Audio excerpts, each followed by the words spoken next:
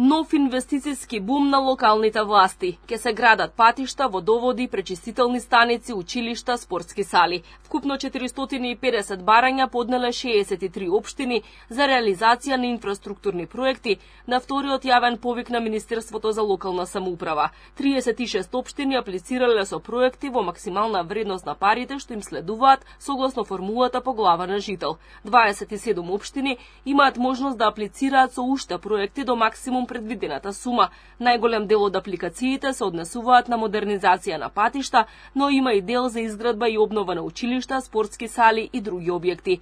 Министерот за локална самоуправа Перински ги повика општините да продолжат да доставуваат апликации за проекти, но и да го запазат крајниот рок до крајот на месецов. Исходот од првиот јавен повик веќе јасно потврдува дека нашите намери се реални и дека оваа програма не е само теорија, туку и практичен механизам за промените кои што се случуваат на терен.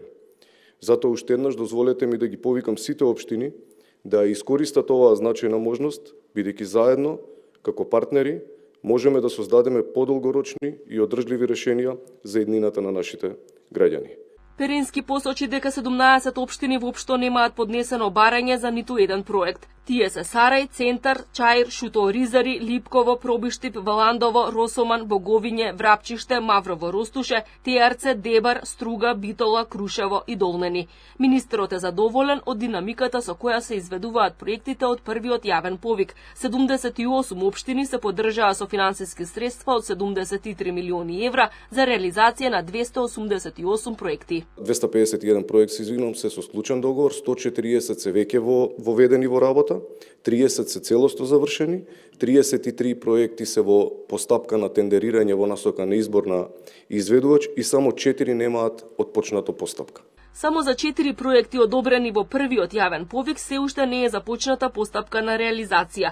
Тие се изградба на пречистителна станица во Чучер Сандево, реконструкција на водоводна мрежа и модернизација и доградба на мост во општина Аеродром, како и детска градинка во општина Ѓорче Петров. За проектите имало отпочнати, но поништени тендерски постапки кои треба да се повторат за да се избере изведувач. За вториот повик е предвидена помош за општините во висина од 245 милиони евра.